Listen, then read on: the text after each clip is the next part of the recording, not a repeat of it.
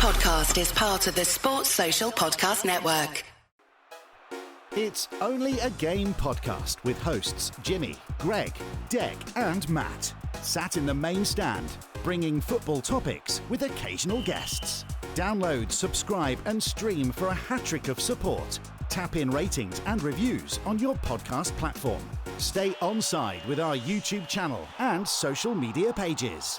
Hello and welcome to It's Only a Game. We have a slightly emergency podcast or pubcast. We're not in a pub, but it's like two lads at a pub. It'll make sense in a minute. Little disclosure, we were meant to have author Gary Thacker on tonight. We did start talking with Gary. Great to have him for all about 5-10 minutes until there were technical issues that meant we will have to reconvene another time with Gary and do his episode about his books and his general story some other time. But you still have me, that's Jimmy. You still have Greg on the other end of this call. We are not in a pub, but we are just going to have a general chat as if we're two lads at the pub, like the good old uni days, the Super Sundays and the Huddersfield Uni Bar, whatever you want to describe it as. So this is going to be a bit random. It's not going to be a usual long one. It's going to be a bit of a short one. Make your own jokes here. It's just a bit random, bit of filler, a filler episode. If you don't listen, fine. If you do listen, great. Hope you enjoy.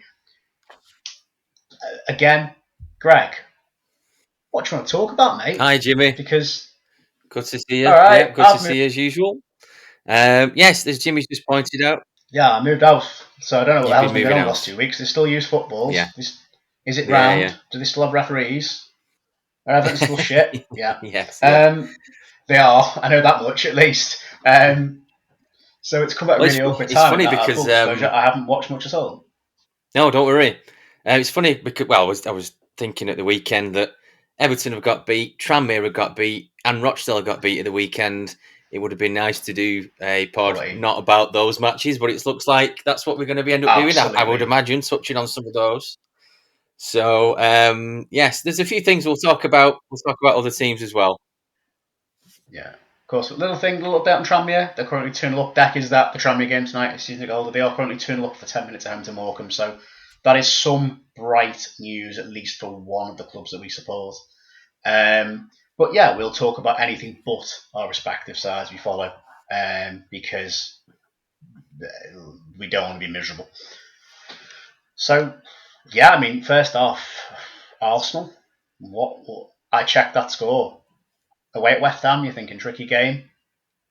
To go and win, 6-0? That's intense. 6-0 for who, sorry? Arsenal? For Arsenal, at West Ham. Yeah, yes. It's one of those, isn't it? They're doing well, Arsenal, we know that. You know, is it 5 unbeaten, something like that? Let's have a quick look. 1, 2, 3, 4 unbeaten. Something like that. I mean, Liverpool that's quite a result for Arsenal, I think, in terms of beating Liverpool the week before. That was 3-1. That was somewhat convincing, you could say. But if a result could be any more convincing, it's beating someone 6-0, isn't it? Especially a London team away from home. You know, they can be quite unpredictable derbies. You know, form can go out the window. And anything like that, it can be a bit of a lottery sometimes when you play a derby, especially a feisty one, which could be West Ham Arsenal. But yeah, 6-0 is I didn't watch any of the highlights, but it's one of those where I think West Ham they were on a good run at one point, but I don't think they've won a game since the beginning of the year, the first week possibly. I don't think they've won since last year. Sorry. Last year they haven't won since. Oh, Christ. Yeah, that's right. So got beat 6-0 and then they got beat 3-0 by United, 1-0 Bournemouth, 2-0 with Sheffield. FA Cup, they got beat by Bristol City. That was quite a decent upset, wasn't it, in one respect? Of course. And then they drew with Brighton 0-0. And, ironically, the last time they won a game was against Arsenal at the Emirates. That was the 28th of December. So, what do you think of West Ham, Jim, at the minute? Crazy. They've gone down in a bit of an odd... Yeah. They're one of them, aren't they, where I think unless you support West Ham, they've kind of gone quietly bad without really anyone paying a massive amount of attention. I think people are starting to question Moyes' future now, which there's some justification for that, I guess, given their recent run and given how up and down they've been under him. But for me, if you just said to me West Ham, I'd have gone there. They're probably top half. I don't know where they are at the moment. Admittedly, again, this is going to be a real random mishmash of we don't know much at the moment about anything podcast. But for me, I'd have gone top half, solid kind of side. Home to Arsenal, you'd have gone. They might get a point. They could beat them. You wouldn't have said there was such an incredible gulf of class between the two sides that Arsenal would go there, despite being in pretty imperious form, and win 6-0. It just didn't strike me as a very West Ham thing to do under this current guise. They've still got so much talent there. They've got, they're a very capable team. To hear that they've not won a game since they won away at Arsenal before New Year is actually very, very surprising to me. Because I'd have been convinced about the odd win and they were just chugging along quite nicely, or at least, not amazing, but okay, sort of upper mid-table. But again, to our listeners, I would just ask, was this West Ham being bad? Was this Arsenal being, title winning form, or, playing like title winners? Was it a bit of both? I mean, you've got to say with Arsenal's recent record of beating a Liverpool team that don't look like losing many games outside of North London, it seems, this season, that maybe Arsenal are potentially the real deal. Maybe they are that good, and we'll only see the true sort of reflection of this result in the weeks to come. Depends what West Ham do with Moyes, if they keep hold, they stick or twist with him. I just think the absolute killer was Declan Rice scoring. I mean, for West Ham to go to Arsenal and win in the league, for West Ham to knock Arsenal out of the League Cup and all the West Ham fans saying, oh yeah, Rice has come back and we've beaten them, for him to then go and cap off a 6-0 win in front of his old fans is just like, oh, that's got to hurt. That's really got to hurt. And like I say, I saw that scoreline and it was like, whoa, something's gone badly wrong there. To see West Ham fans filing out the ground at half time at 4-0. Was it 4-0, 5-0 down? Something's gone horribly wrong at West Ham for that scoreline against whoever to be happening. I was really quite shocked. It's interesting you should say that, Jim. I was looking on Twitter, X, whatever you want to call it, the other day, and there was is it Hopkins looks to curl one? You know, that the fella, the Palace fan, he mentioned something about the West Ham fans leaving the stadium, and he said, do fans and supporters look too much into that in terms of when fans leave a stadium? Because sometimes I've had to leave a stadium early because I'm getting a lift, or I've had to get going because of the train and situations like that I don't really want to leave early, but sometimes I leave a little bit early. Not every time, but maybe a handful of times in a season I've had to go early, just due to traffic and trains and things like that.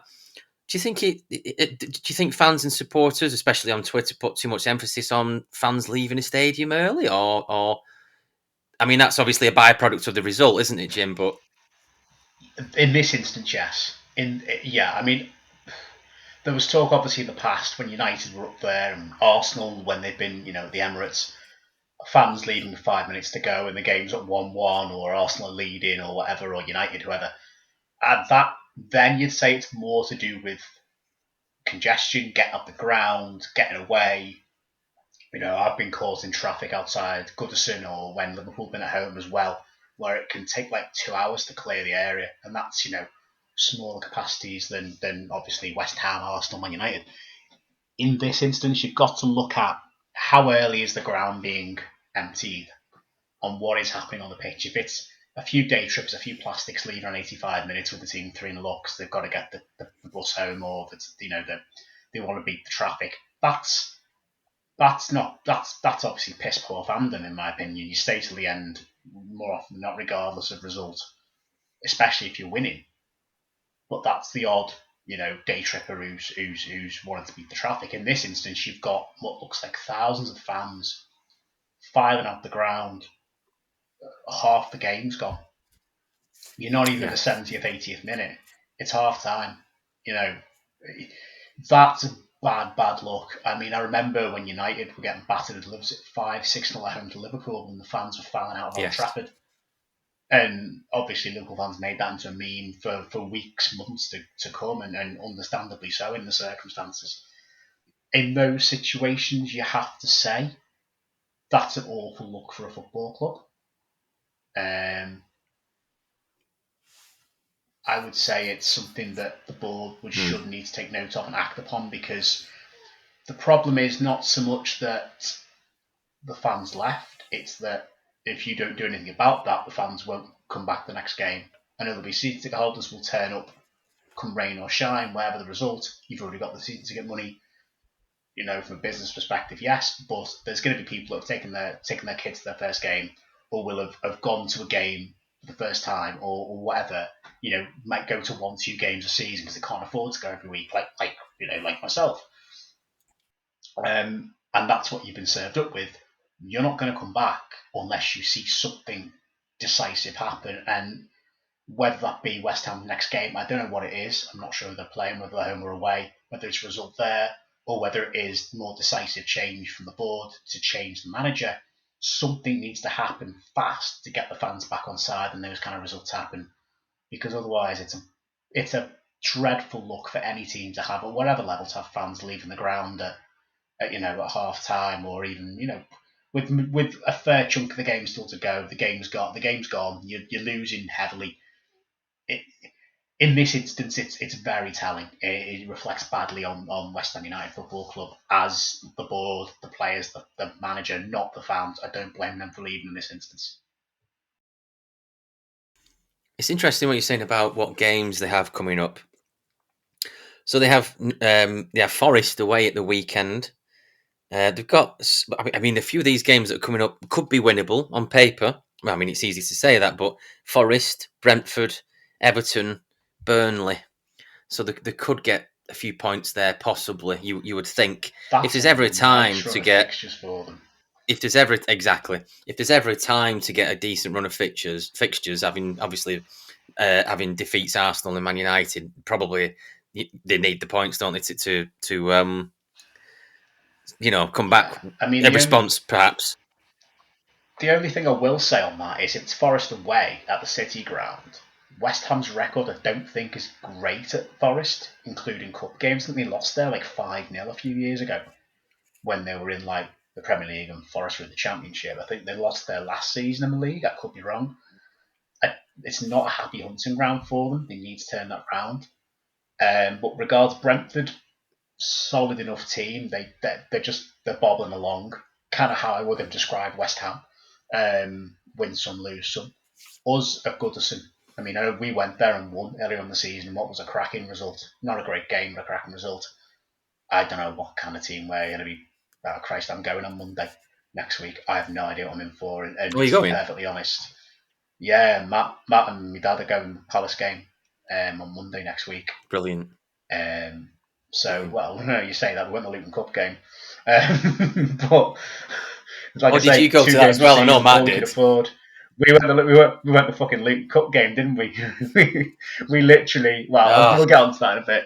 But yeah, like I say, handful of games a season. And when you see that get served up, you think, why do I keep coming in the nicest way? Because your money can be better spent elsewhere, and your time can be better spent elsewhere. Especially. But yeah, I think West Ham have got a nice run of fixtures there, really. Yeah. What was, out of interest, Jim? What was the cost of the FA Cup game tickets? Is it lower or than a league game? Obviously, I think it was about 25, 27 quid a ticket for everywhere, which is not bad. Not bad. In the middle tier, the main stand, middle tier, that's not bad. Yeah, it's not bad, but then you actually see the performance, which was absolutely dog shit, and you think, I wouldn't pay. I mean, for two Premier League teams in a cup game, that's kind of, unfortunately, what you're going to end up paying as a minimum now. Considering you go and watch League 2 football for 20 quid these days. True. But, yeah, the game itself was not a spectacle that was one to enjoy, unless you're a Luton fan. And even then, it wasn't a particularly wonderful game from either side. I didn't think either was particularly great. But back to West Ham. I mean, they're out the cups. which is not what they would have wanted, especially Bristol City losing to them, which is, it's not good enough, is it? Now that you look at it, they're going to look at the next 4 games and think this is a chance to really cement a turnaround, starting with getting the Forest hoodoo off their back, because they do need the points, or else, I'm not entirely sure where they are points-wise, where they are league table-wise, but if they carry on this run of form, I don't think they get sucked into the relegation battle. I think that's quite extreme, but they're going to be way adrift of where West Ham have been the last few years with European success and top 6, top 7 finishes, which they've had under Moyes. And it's given the players they've got, given the circumstances, given we know what we know about Premier League clubs and having to sell, what the odds of the likes of a Paqueta or Jared Bowen having to move on in the summer because West Ham can't afford to keep them in line with profit sustainability rules. Hate to go on about it, but it's true. West Ham finish lower, bottom half. All these big international players will need, some of them will need moving on for the sake of their career or for the sake of the club's finances so they can spend. It's a vicious, vicious circle. Once you start underperforming, it's a tough one to get out of. We're going to. I'd like to talk about a team. I don't think we've really covered this, and it's quite eye-opening that what they've been doing in the Bundesliga. Bayern Leverkusen. I've just been scrolling. Yes. Obviously, weekend's results. They beat Bayern Munich 3-0 at the weekend. Yes. I don't know if you knew this, but they haven't lost a game since last season. Bayern Leverkusen. No, they haven't lost a game Bayer in Europe Leverkusen. or domestically. They're in the DFB semi-finals. They're the favourites to win that now because they've got Mönchengladbach and I think 2 teams from the Zweite Bundesliga, the second division, in the semi-finals. Very weird competition this year. Bayern, Leipzig, Dortmund all out early on. Leverkusen, like you say, they haven't lost a game domestically or in Europe. They're in the latter stage of the Europa League. They're up there with Liverpool as one of the favourites for that.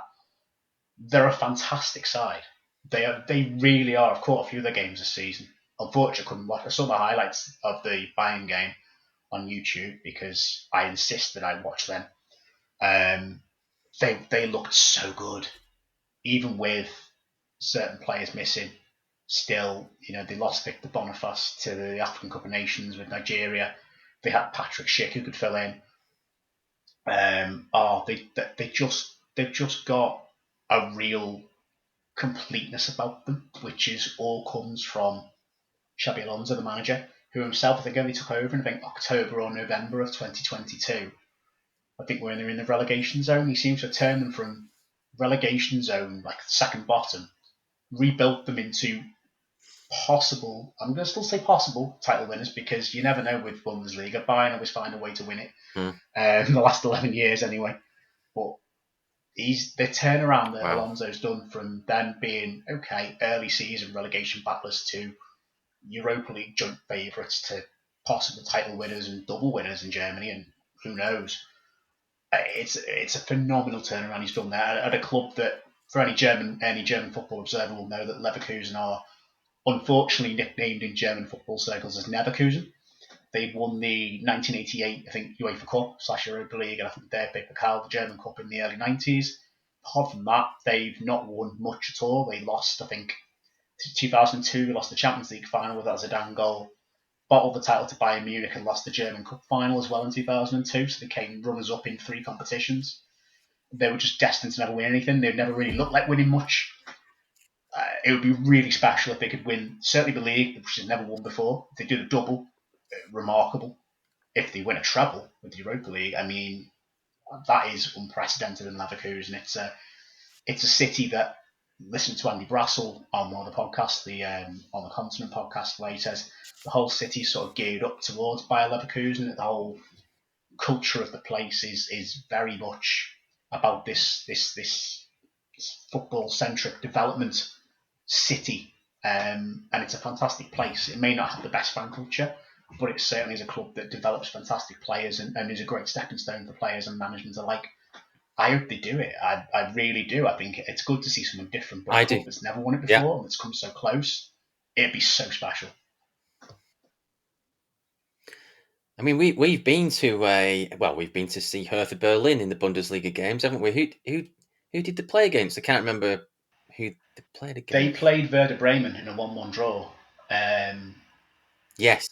Yeah, that was a fantastic atmosphere. That was really was something. That was a great atmosphere. Unfortunately, both clubs have dropped in the second division between then. I mean, Werder Bremen dropped down and come back up again. Hertha and now went down last season and are not doing brilliantly as far as I'm aware. They're not up there anyway in the second division in German football. I think they're okay, but they've got financial issues that come with relegation.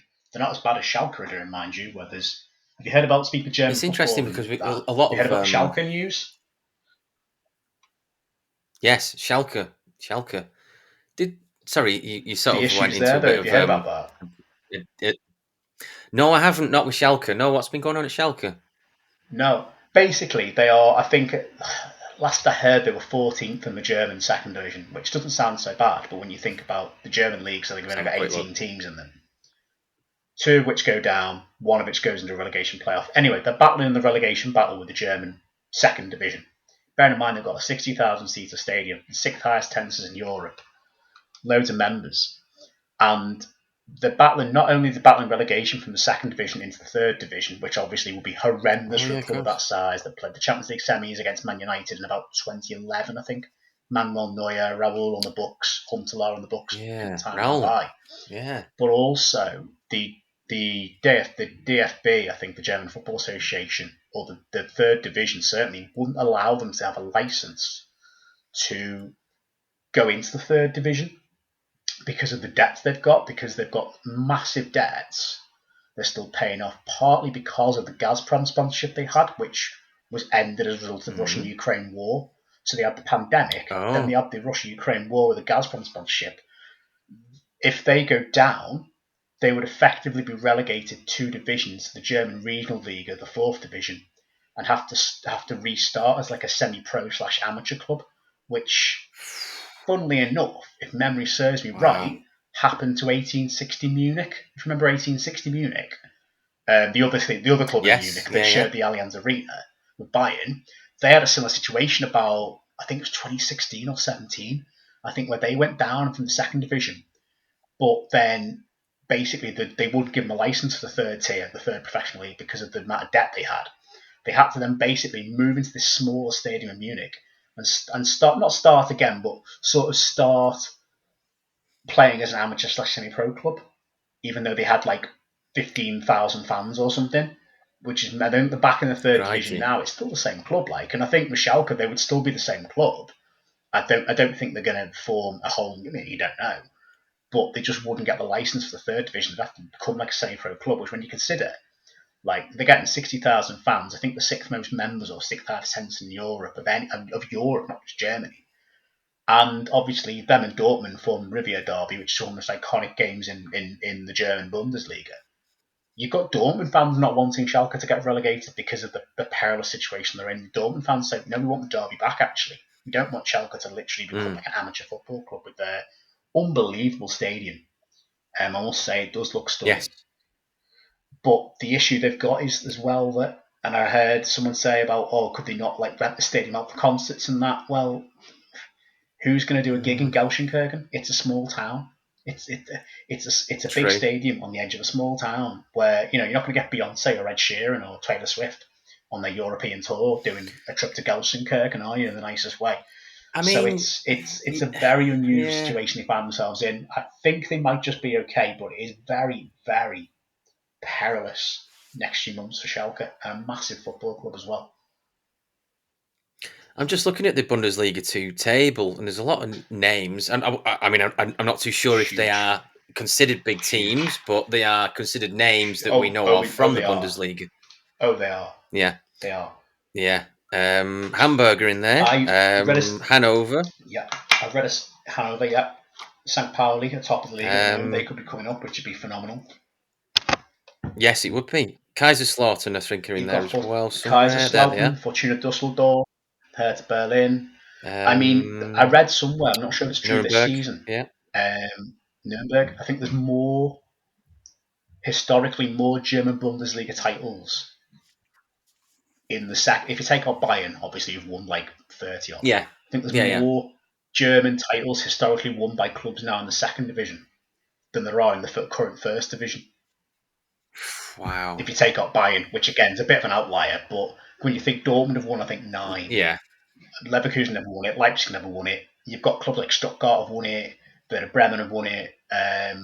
But there's clubs like Hoffenheim, Augsburg, Mainz in the Bundesliga have never won it. But then you've got, like, say, Hamburg have won a European Cup, crying out loud. Schalke have won a few. Hertha have won a Yes. couple back in the 30s. You've got Hamburg's good. oh god, Kaiserslautern. Hamburg's meant to be a cracking night. I know you've been. I've not been there myself. You've got Oh yeah. so many clubs in the second division that have got massive fan bases, and I think it's the most highest attended second division in Europe by quite some distance from our championship because of the sheer size of the clubs. A little shout out, by the way. I don't often shout out football YouTube, but there's a guy, I can't remember his actual name now, but his nickname is Fiago, Fiago. He's a German YouTuber, Hamburg fan, but he covers a lot of, like, second division stuff, being a Hamburg fan, but also just generally he did do a match day vlog. Again, not usually a fan of them, of Schalke versus Hamburg in the second division. Go and watch it. It gives you a real insight into just one massive, massive two clubs they are actually playing second division football. It'd be like having, I mean, what equivalent could I say? It'd be like, I don't know, Everton, Aston Villa in the Championship, which isn't beyond the realms of possibility, of course, but you look at that fixture and think It's still that's unusual. a top division fixture. Yeah. So it's there's so many big clubs in that division. It's unbelievable. And the fact that Werder Bremen have gone down and come back up, you've seen. I mean, yeah, it's a really tough division to get out of the right way. Some clubs look like they In could terms be of going the wrong way. Go on. In terms of teams that have obviously gone down into Bundesliga 2, we've rhymed off maybe 6, maybe more. How has that happened in terms of the shift of so many going down within a short period of time? I know we spoke about this in terms of non-league over here. There's quite a lot of historical league teams that have shifted completely straight down into non-league. But how, I know it's slightly different, but how has that happened in Bundesliga 2, do you think? I think what you tend to find with German football, certainly Bundesliga, is you've got Bayern, who are like the absolute biggest club in Germany by every metric.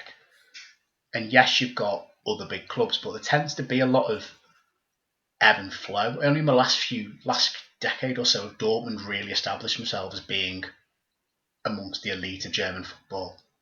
You Yeah. know, they were a club themselves that had their own financial issues in the 90s and 2000s. They were in the lower half of the league for a time and were threatened by issues. You've got Bayern as a constant, who usually do well. If Bayern have a bad season, a team could usurp them, a la Stuttgart, Kaiserslautern, Dortmund, obviously in the past. But there tends to be a lot of in fluctuation. I can't think of the right word. Basically, a lot of fluctuation between clubs otherwise, because it's quite a lot of parity otherwise. But part of that is down to, I would argue, the 50+1 rule they have in Germany, whereby the fans have to have 51% of the membership. No one person can own more than 49% of the club. So you can't have a situation like we've had with Man City or Chelsea or Newcastle or, you know, other bankrupt Wrexham. You can't have that situation happen in German football. There's a bit more parity involved financially, which, yes, it means that the top players usually get sold to Bayern or abroad, but it makes it more competitive. And you know, you have one or two bad seasons, you don't just drop from, say, second to, say, sixth. You can drop from second right the way, as Schalke found, right the way down. It becomes a downward spiral. And yeah, I think that's part of it. That doesn't fully explain it. I can't fully explain just off the top of my head why we're seeing so many big clubs drop down. I think there's a lot of mismanagement. Hamburg for years were poorly run, poor recruitment on and off the pitch. Schalke likewise, Hertha likewise, dodgy ownership there for a time. And I think you've got to contrast that with the likes of Augsburg, Mainz. I know Hoffenheim are a bit of an outlier because they were owned by one individual. They've circumvented those rules. There's a whole story there which you can go and research. I'm not going to have the time to go into that with Hoffenheim. Obviously, RB Leipzig, we know the story there with Red Bull. But clubs like Heidenheim come up this season. Bochum are quite a well-run little club. And what you're seeing is a lot of smaller clubs coming up from the second division and being run well. So your Brentfords, your Bournemouths equivalent in Germany, and you're seeing bigger clubs who are trying to spend to keep the level that they've been at in the past.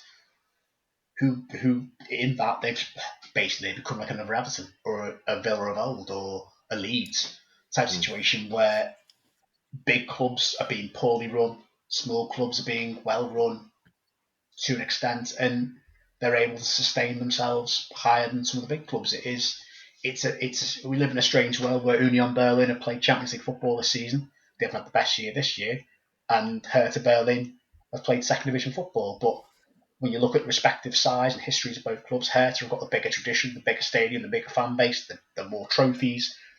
Everything about them is bigger, but they went down last season. Union came fourth, and then Union's ground doesn't qualify to meet Champions League standards, so Union have to rent Hertha's ground by the Champions League fixtures. It was one of the really strange situations where Union had to move into what is technically a second division stadium because that one meets the requirements more than their own stadium in the outskirts in I can't remember exactly what part of Berlin it is now.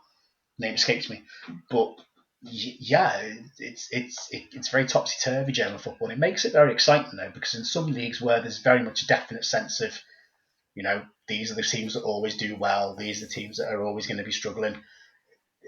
It is a case of anyone within reason can kind of beat. I know it's a cliche. Oh, you never see this unless it's in the Premier League. Anyone can beat anyone in the Premier League. Well, actually, the Bundesliga is becoming a bit more like that. There's a lot more parity amongst teams, and you are seeing big clubs drop the second division, third division.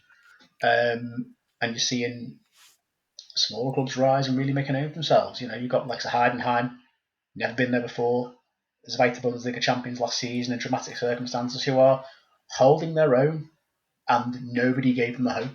So it is a really interesting league. We're talking about Bundesliga football in general, and obviously we've been to see Hertha Berlin a couple of years ago with Brian Forbes and Jason Ellery. I've been to see Stuttgart, and I've also been to see Hamburg. I think Hamburg was 2016. That was it was a very good atmosphere. I think of the three, I would say the Hertha Berlin was the better atmosphere for me. I think it was it was a night match for a kickoff. That was something, or it was an evening game anyway, at least. I thought the atmosphere at Hertha Berlin was fantastic. But there's a certain pull to Bundesliga to you, me, and a few others, obviously.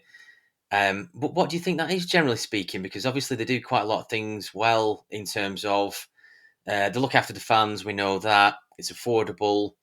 I think the match day ticket doubles up as a train ticket. I'm sure that's what we did. But what do you think's the pull there, Jimmy? You think in terms of Bundesliga, a lot of people seem to appreciate it, don't they? Or German football in general, anyway. Yeah, I think German football, certainly in the UK now, obviously in Germany, it's better football. But I think in the UK, from a social media perspective, the Bundesliga are really on it with their English language accounts for not just the league, but different clubs. Highlights are regularly available on YouTube, on Twitter, on Facebook of all the games. You've got the highlight show on Sky. You've got live broadcast games on Sky as well. You've got that deal, which I think helps. There's a game on a Friday night. There's always the Topspiel on a Saturday night, the main game. There's always games on Sunday. I think from that perspective, its social media presence is far outweighs, I'd say, apart from maybe La Liga, every other foreign league in terms of English language media. I think compared to, say, Serie A, where it still feels like at times Serie A's English Twitter account is run through Google Translate. As good as it is, it's decent content, but it still feels like it's run a bit through, not as well as the Bundesliga. And I think for a fan going perspective, it's at most an hour and a half, 2 hour flight to a game. You can go there, cheap tickets, have a drink in the stands, go for a good weekend. I think it's the perfect sort of stag do or football trip kind of weekend away to go there for a cracking atmosphere, and they just do things right, and people have caught on to it. I think it works double end. It probably doesn't cost that much to fly to certain games and go and see them every weekend at certain clubs, depending on where you're going. Or if you want to follow it from afar at home back in the UK, it's quite easy to do so. It's quite an easy, there's less games for one. It's 18 teams, 34 games. They rarely have midweek games. They do sometimes. The English Woche, as they like to call it, English week, because we're mad and play midweek all the time. And it's quite, it's just quite an easy league to follow. And there's always something, there's always something a little bit unpredictable. You can never truly predict what's going to happen in games. Even with Bayern this season, who'd have thought they'd be in the situation they're in with Harry Kane in the side? Well, this is it. It almost becomes a meme in itself, doesn't it? Harry Kane wants to leave Tottenham. You would imagine to win trophies. Bayern Munich, you'd have thought, yeah, odds on there, he will win something. And all this sort of transpires, doesn't it, in terms of Bayer Leverkusen doing well, obviously unbeaten all season. It writes itself sometimes. The Harry Kane memes, it's almost. I mean, I'm a big fan of Harry Kane. I want him to do well. It's not just because he's abroad or anything like that. I actually like the fella. He doesn't annoy me, and he's a good player. Do you know what I mean? He's an honest player, in my opinion. He's never really annoyed me. He's a class act. So that's why I did want him to do well. But obviously, when you see a sort of not unfashionable, but they're not number one, are they? Leverkusen. You almost want them. They're like obviously it's not quite like Leicester, but everybody sort of wanted Leicester to do it in the end. Almost everybody, anyway. But if Leverkusen did it, you or got close to that near the end, a lot of people would be cheering them on, really, in terms of go on, like they haven't done it for quite a long time or anything like that. So we're bouncing around on all different type of topics on this episode, Jim. There is a team that I've been keeping an eye on that's in the Championship that we used to go and watch, which is Huddersfield. And we'll just do a few minutes of Huddersfield, and then I'll leave it up to you with whatever you want to talk to after Huddersfield. What we'll talk about even after Huddersfield. But Huddersfield got battered I say battered. They got beat 5-3 at the weekend by Southampton. And we know Southampton are doing quite well. I think they're third or second, I think. Obviously, Huddersfield. Second now. We used to live in Huddersfield. I think the second, yeah. We used to live in Huddersfield, didn't we, Jim? We used to now and again go and watch Huddersfield playoff games, different things like that. Do you keep an eye on them, or do you not as much these days? I keep an eye on results. I do what I can. I still check them out on FotMob where I can. It's tough now. Like I say, I've been away from the town for nearly 13 years, so you kind of lose that affiliation. Seeing as I used to go most weeks and watch them at home just because it was something to do on a Saturday afternoon or a Tuesday night. It was always good. It was always cheap. I do keep tabs. I wish them well, of course. They've obviously just sacked Darren Moore not long ago. Don't know if they've got an appointment, actual appointment in now. I know Darren Moore's gone to Port Vale as of today to manage them, I believe. Has he really? I do. I hope they stay up. I do hope Huddersfield stay up. I mean, they've had a few near dances with the relegation from the Championship the last few years. Obviously, Warnock saved them last season.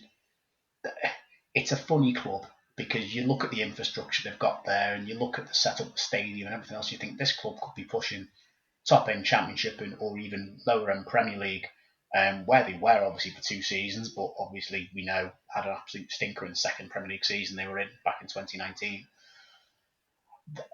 But there's just not the funds there to support the club on the field as a Championship football club. It seems the squad is very lacking. They are, I think, one of the worst 3 teams in the division. I do think they'll go down this season. Not through ones to try, not even through poor recruitment. I just don't think they've got the resources available to them compared to other Championship clubs now. But I do always wish them well. I would never want to see them do badly. It's always been a good club to me where I've been to watch them. Everyone there's been really friendly. I keep tabs of results. I hope they do all right. But I do fear this season's the year. Them, Rotherham, and then one of possibly QPR, Sheffield Wednesday. Who knows? Look like they're going this year, which is a real shame for them. But hopefully they can bounce back if they do go to League One. But as we know, that is a hard division to bounce back from.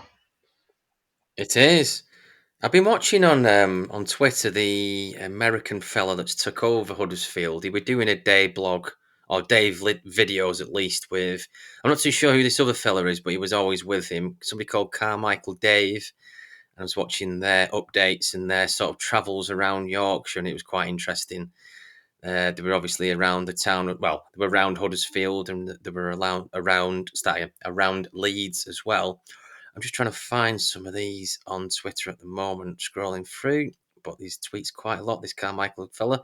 But anyway, yeah, so they were trying out like English cuisine and things like that, and it was very interesting watching what they were doing. So they went to a place I think it's in Leeds somewhere for fish and chips. And it's a huge place. It's massive. The name will come back to me in a minute, but I've had it on my radar of somewhere that I'd like to go to for fish and chips, like if I were around that area. But they were like reviewing the food and all kinds of stuff, and they were saying people were saying, "Have you got the mushy peas?" And he's not keen on mushy peas. He doesn't understand the concept of mushy peas with fish and chips. This Carmichael dude with the American owner. I think he's an American owner. I'm not too sure if he's the actual owner. And then he were having like afternoon tea with the lady supporters of Huddersfield Town in the stadium and things like that. We're really getting to know the local support of Huddersfield, and I thought that was quite nice to see. Really, it wasn't just a 1 day thing or a 2 day thing. We're really getting stuck in there and meeting the fans and the women and the younger fans, walking around Huddersfield and commenting about the town. And then they were even brave enough to be wearing their Huddersfield gear around Leeds, and I thought that was quite good. And a lot of Huddersfield fans were like, "Yes, go on!" Like walking around Leeds wearing that. I thought, "Oh, that's quite good." But yeah, it's interesting. I'm just trying to find the fella's name, but it's gone. The American guy. Let's just try and find it. But he was, yeah, where is it? Let's have a look. Huddersfield American owner. I do believe the American owners have got a bit of ambition. There he is. They haven't really. Kevin Nagel. That's yes, the one, so Kevin Nagel. That's him. Never heard of Huddersfield, I don't think, before he bought them. That's right. I think he's something to do with the NFL, isn't he? I think he's got. Is it the NFL? Possibly. I think one of the big American sports leagues. I think he's involved somewhere. Can't remember which one though. There we go. Sacramento FC. Oh, okay. Sacramento FC. So USL, I think. Sacramento Kings, which is the basketball. The basketball team. So he's mostly Sacramento. Yeah. But yeah, it was interesting seeing American, getting stuck into our culture and our food and things like that. Pronunciations and the Yorkshire dialects and things like that, picking up on it. I thought that was great. But yeah, they're a team I don't particularly want them to go down, and I like the stadium, I like the town. Obviously, got a lot of time for it. But I think you're right there, Jim. I think it could be Huddersfield and Rotherham. Rotherham don't look like they're doing great, to be honest. I keep an eye on Rotherham because they've got Ollie Rathbone still, who used to play for Rochdale. I've always kept an eye out on him. And they've got a nice stadium, Rotherham, the New York Stadium. I know that's a loose connection, isn't it, to New York, the steel and things like that. But yeah, I keep an eye on a few of these teams. QPR, did you mention QPR as well? They could potentially go down there as well. So yeah, we're bouncing all over the place on this podcast at the moment. We are. I just want to see the American owners try and pronounce Heckmanwijk, because that'd be quite interesting to see what they make of that name. Yes, the local town absolutely. The first time I saw that in a signpost, I was like, if anyone's Heckmanwijk, by the way, that listens to us, fair play. Or Penistone, because, well, I don't need to explain why. But the first time I saw those names on signs, it was like, that's unusual. But and we're English, so to an American, I'm sure that is very, very. Then again, they've got some strange sounding places over there, and they've got like Poughkeepsie over there, and other strange names like Milwaukee. Anyway. Right. We'll talk about a few of our teams, and then we can wrap things up if you want to, Jim. And then we've got at least 45 minutes in the bank here for an episode. Did you catch anything? Sorry, go on. No, I'd rather talk about the Continental Cups that have just finished, to be perfectly honest with you. I think we haven't got into any detail or anything. We haven't really acknowledged the Continental Cups that have happened. I've got a little bit about that I've been following. Yeah, you can. I didn't manage to watch any of it, unfortunately. But I caught the highlights. I caught it, obviously, in between house. But no, it's fine. Just a little rundown, really. Yeah, go for it. Well, if you're German, now's a good time to listen, because both of the hosts won the AFCON and the Asian Cup 2023/2024. Starting with the AFC Asian Cup, it was won by Qatar. it was in Qatar, and for reasons, I think there was a whole kind of faff around where the tournament was going to be, when it was going to be held, hence why it got moved to 2024. Qatar won it in 2019 under Felix Sanchez, who then took them through to the World Cup in Qatar, where they performed atrociously. But they seem to have, without being particularly brilliant, relying on Akram Afif, who scored a hat-trick of penalties in the final against surprise runners-up of Jordan. Jordan, who knocked out South Korea, and Iraq, who were both phenomenal. Well, Iraq were phenomenal in the tournament. South Korea, nah, not so much, but still. It was a really interesting matchup between the surprise Jordanians with the lad whose name escapes me from Montpellier up front, who had a fantastic tournament, and the hosts of Qatar who defended their crown. And no one really quite knows how they blagged their way through it with a tournament where you've got Saudi, where you've got Japan, who looked on paper to be by far and away the strongest side. The Qataris retained for the second ever AFC Asian Cup, their second in 2 attempts.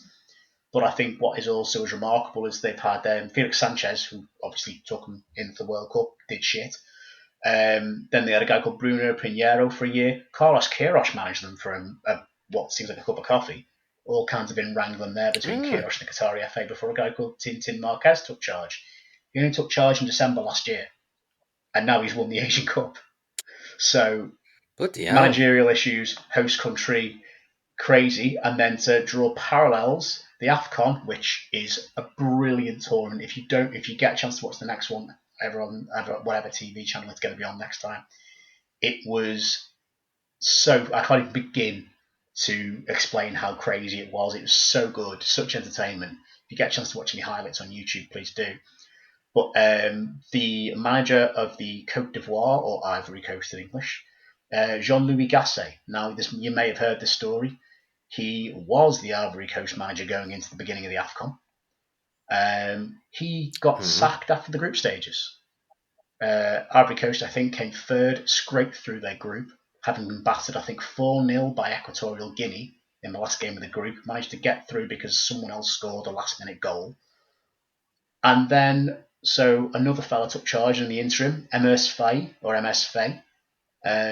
who played 8 games for Reading back in 2007 to 2009, apparently. He is now an AFCON winning manager because he then, as caretaker, led the Côte d'Ivoire to winning the entire thing, beating Nigeria in the final in Abidjan. And the goal scorer, which I think is so poetic, the winning goal scorer in a 2-1 win was Sebastian Haller. Now, if you remember about Sebastian Haller, former West Ham striker, Ajax, now at Dortmund, he's recovered from cancer and the issues all there from about 18 months ago, to in the end scoring the winning goal to lead his country to winning the AFCON on home soil. Now that is such a remarkable story. Fairy tale stuff. And, there are players in the Ivory Coast side that you will recognise. Obviously, gone are the days of, your Drogbas, your Tourés, your guys like that, Sakoras and whatnot. But there's Willy Bolly, who was at Wolves, now at Forest. There is Jean-Michel Seri of Hull City, formerly of, I think, Fulham, amongst others. There's Frank Kessié, formerly of Milan and Barcelona. You've got Max Gradel is there, which I didn't realise he was still playing, formerly Leeds, and a few others. Simon Adingwa at Brighton. So another Brighton player wins a major honour on the international stage after Alexis McAllister. And then up front, you've got Sebastian Haller, of course, and Nicola Pepe, forgotten about Arsenal's £70-odd million man, who is now at Trabzonspor. So they've got some recognisable faces, as did the Nigerians. Nigeria had the likes of Alex Iwobi, Calvin Bassey, amongst others in their ranks. It was a pretty entertaining final. You had to think, what I could see in the stands, you had Drogba one side of the stands and Kanu the other side. Obviously, Ivory and Nigerian respectively, both supporting their national teams. And the whole tournament's just a massive carnival. There were some great stories. Equatorial Guinea were a great story. They had the fella Emilio in Sway, former Birmingham and Middlesbrough centre forward, didn't do much, was an absolute goal machine of a tournament at the age of about 35. There was just some mad stories there. So I think both tournaments were fantastic for different reasons. There's a lot to look out for.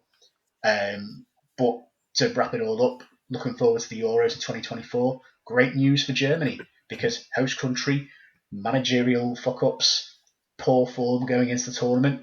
Doesn't matter. If Ivory Coast and Qatar can win on home soil, why can't the Germans?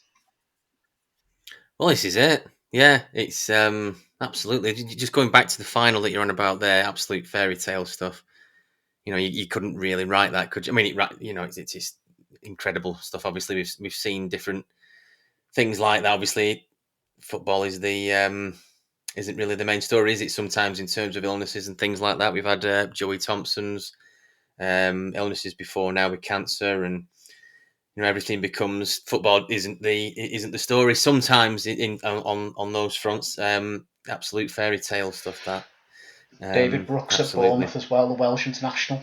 He obviously got diagnosed with something and then has come back from that as well. Young Welsh lad. So it shows the testament to the fitness of these guys as well, that they can battle back from something so horrendous to be back at elite level sport. That is incredible. I can't begin to imagine everything really they've gone through to do that. Absolutely. Well, whilst we're on about other topics of football, there's half time and quite a few results tonight, actually. Deck, as you say, is at Prenton Park, where Tranmere are beating Morecambe 2-1 currently at half time. A few of the games I've got on FOTMob I favourite, teams I like to favourite to keep an eye on. Not full time, half time, Birmingham 0, Blackburn Rovers 0. Bolton are 1-0 up against Wickham at half time. Atherton Colliers are 1-0 up against Radcliffe at Radcliffe. Leipzig in the Champions League. Leipzig 0, Real Madrid 0, nearly coming up to half time. And it looks like Solihull Moors and Kidderminster Harriers has been postponed for some reason, which I'll try and find out about later. Yeah, it has. I'm going to put mob now myself. There's a few games. Altrincham and Wealdstone's been postponed as well. It may be to do with FA Trophy commitments, possibly, or it weather. Could be. Or it could be. Know. I'm not entirely sure who what else have we got there. Colchester Grimsby's been postponed as well, which if you're a Grimsby fan, you've gone down to Colchester on Tuesday night. That's grim. Oof. Little shout out to Mansfield. Leeds, they are currently 5-0 up at home to Harrogate at half time. Wow. Yeah. Fair play. I've got a soft spot for Mansfield. One of my mates from one of my mates is at Mansfield. We'll have to get him on. We'll have to get him on one at one point. I sort of lost track of Mansfield over the years. They've just been in League 2, mate. Sort of lost League track. 2. They've been trying to get out of League 2, but they're just in League 2. They've just been there the whole time. Yeah, to run through some championship scores, you mentioned the Birmingham game. Leicester 2-0 up against Sheffield Wednesday. Vardy scoring again. He's still too good for that division. Norwich 2, Watford 1. Yes, yeah. Rotherham 1, Hull 0. We were saying about how, obviously it's still time to go, but Hull, a decent side, Rotherham winning there. Swansea 0, Leeds 3. Bet they're having a good time. All million of their away fans Leeds. They'll take the Swansea on a Tuesday night, I'm sure. I'm sure Leeds will always bring more. Bristol City 0, Southampton 0. And nearly half time is West Brom 1, Cardiff 0 in the Championship. It's very bitty sort of scorelines at the moment. There's nothing really screaming out apart from the Mansfield scoreline of anything. Wild scores I can see. Mark will be happy. Will be happy of Project Football Podcast. West Brom fan. Indeed. West Brom winning. I've been texting him over the weeks. Yeah. I've been texting him over the past few weeks about wrestling and West Brom and all kinds of stuff. So it looks like West Brom have scored in the first minute there. There's two things are one and the same after the FA Cup, isn't it? You could say that. You could say that. But hey ho. In the week that we did a podcast about fan violence and issues in the stand, then that kicks off at the Black Country Derby. I mean, oh my God. Well, this is it. Craziness. Yeah. Have you got anything else, Jim? Any more topics we'd like to crowbar in?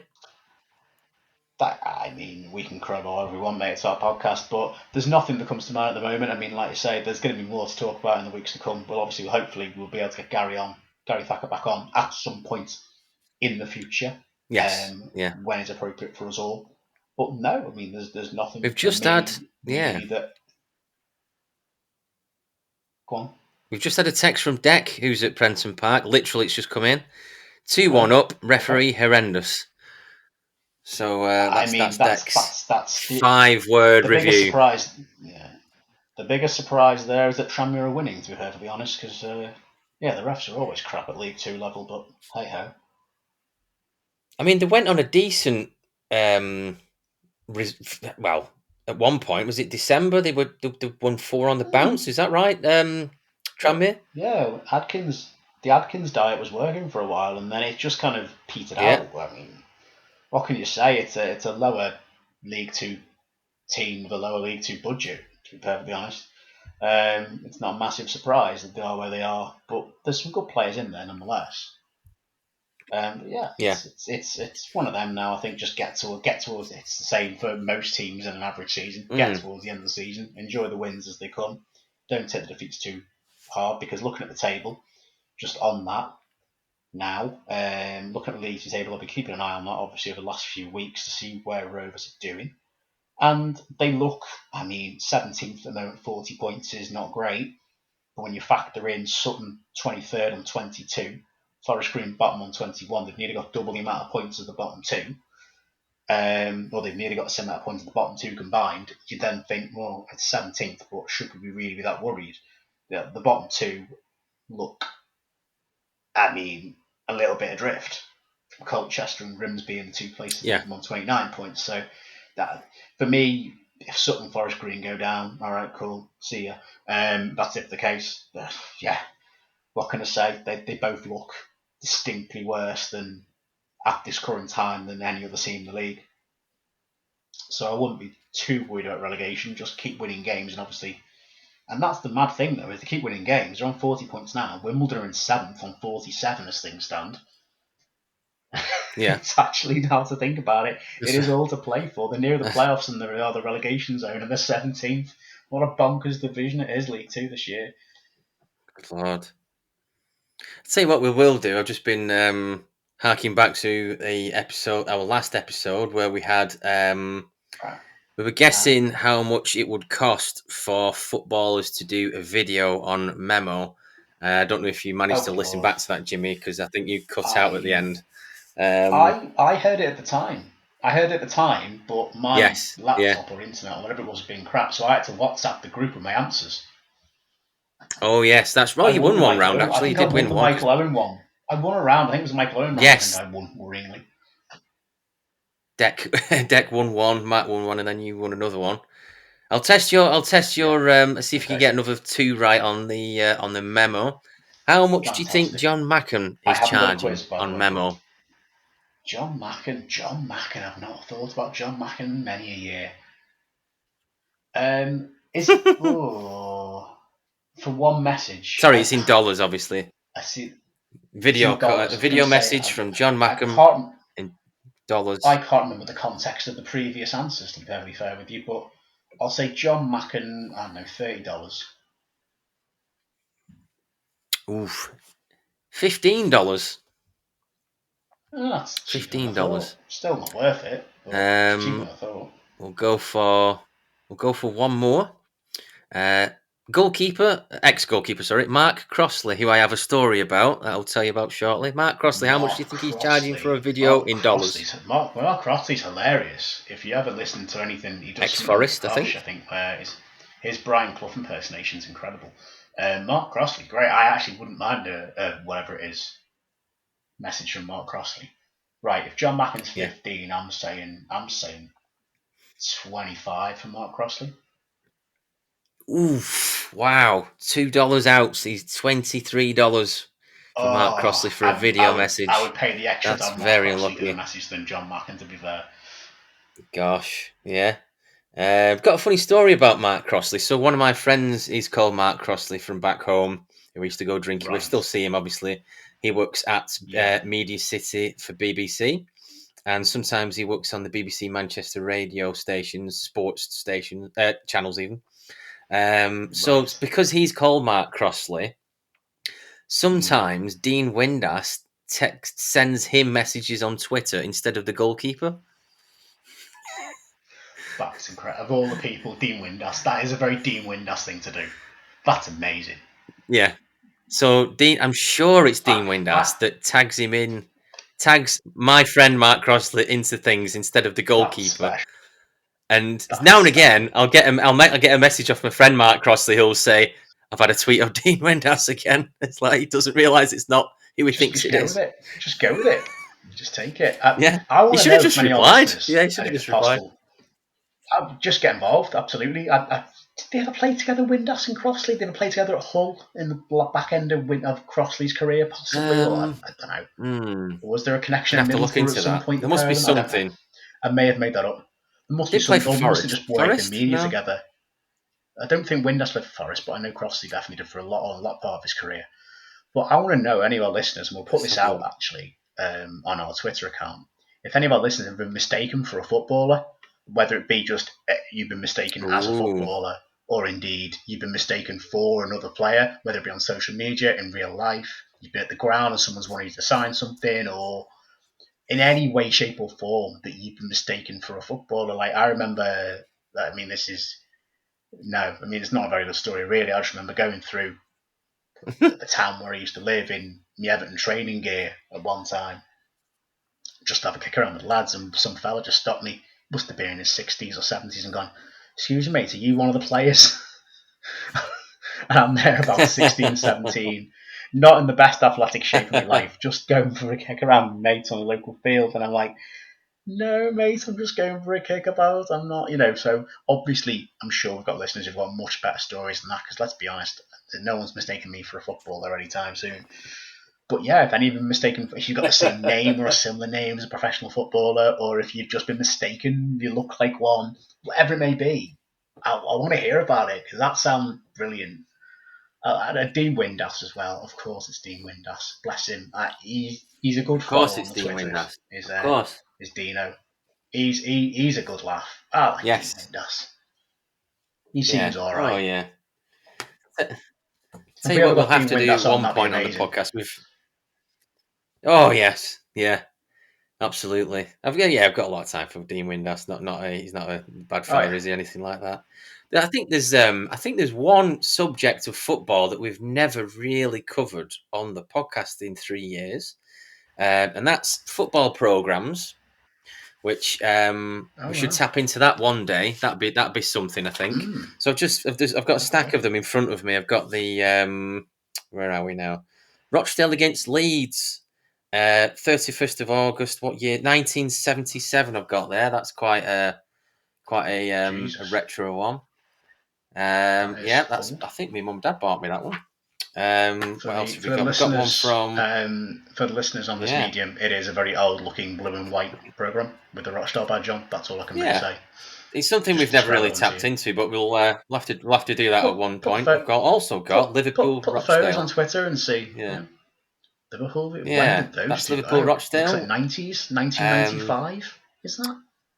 Looks like Yes, Robbie Fowler on the front in the 95 Liverpool kit. January 1996, and my dad and my granddad and my uncle went to Anfield for that one. I think they absolutely tated us something like 6-1. And I think, let's just have a quick look. I think it was, let's have a look, Liverpool versus Rochdale. I was a little bit too young for that one. I think it was about 6 or something like that. I think Ian Rush scored his milestone goal against Rochdale. I think it was Rushy. I'm going to have to try and find who scored that day. That could take a while. Aha! Robbie Fowler, Stan Collymore, Peter Valentine, Ian Rush, Stan Collymore, Jason McAtee. Yeah, I think it was Ian Rush scored one of his milestone goals in that particular game. But yeah, that's something we'll have to try and tap into football programs. It's something I don't think we've really covered on the pod. Little confession from myself is obviously in the clear out of all the stuff between moving properties. Is a lot of my match day programs have gone probably to recycling now, unfortunately. There's probably some really old ones in the loft somewhere at my dad's, but a lot of the more recent ones I've had from like watching like Marine and Asheville, and I don't really get matchday programs anymore because they just stay there. Once you've got many, then they just kind of take up space. But there's probably some really old ones. I think my dad still got one from Everton Chelsea in like 1960 something upstairs in the loft somewhere it is. But that'd be a good read. That'd be a good read. What old? Yeah, it's got like I think Alan Ball still mentioned in it, and Colin Harvey, and I can't remember who's on the Chelsea side. I think Chopper Harris is referenced on the Chelsea side, possibly. Peter Osgood, maybe. Yeah. Anyway. They're a snapshot if in any of you time, have aren't they? got They're a snapshot in time. They are. The adverts for cigarettes and alcohol and archives, not the album, literally cigarettes and alcohol adverts Yeah. in the programmes. Not the Oasis album. But yeah, I think it'd be really interesting to see any of our listeners who's got the oldest programme of anyone. Has someone got a programme going back like from their grandfather from like the 50s or 40s? How far back? Maybe not the 40s because stuff happened around that time. But yeah, who's got an old match day program? How far back can we go? Have we got like really old like cup final programs from like the 1900s somewhere in our listenership? I'd be really intrigued to find. Well, who's got the most obscure one?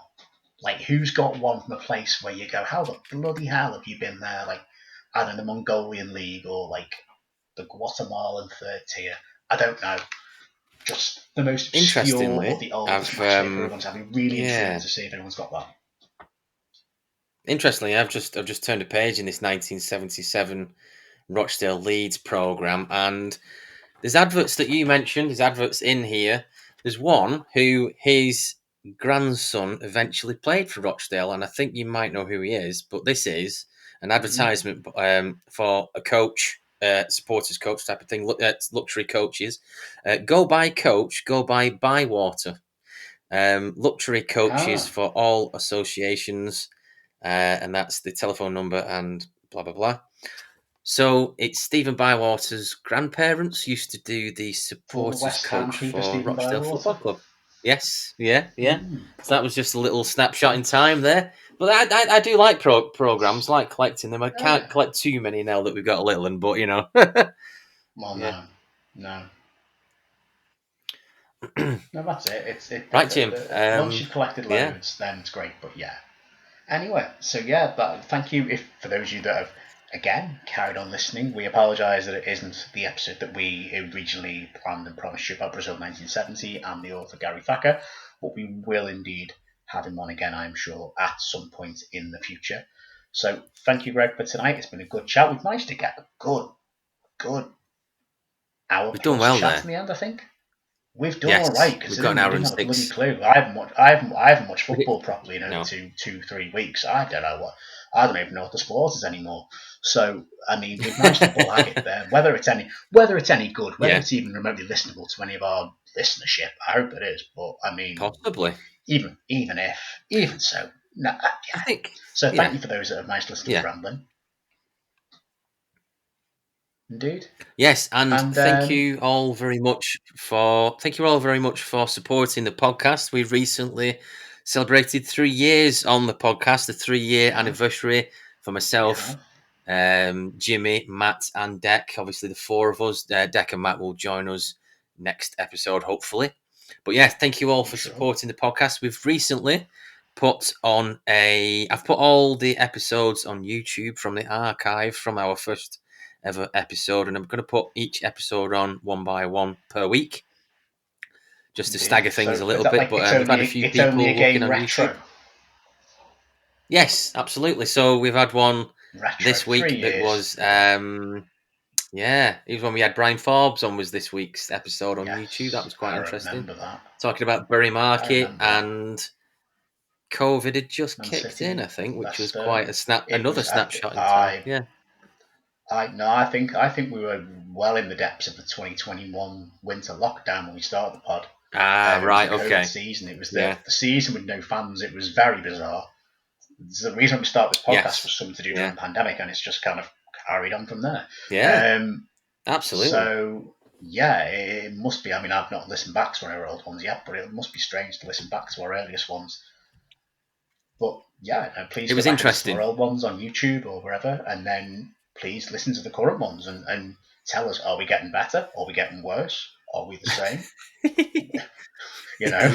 What's happened? Greg's had a baby in that time. We don't know. Literally, of course. We don't know. Well, yeah. Go back and listen to Greg before he was a father. Gosh, yeah. So, yeah, thank you, everybody, for listening. And if you could tune in... yeah. If you could tune in on Spotify, YouTube, all the usual... wherever you get your podcast from, basically. And Yeah, Apple are in there. And yes, thank you all very much for listening as well.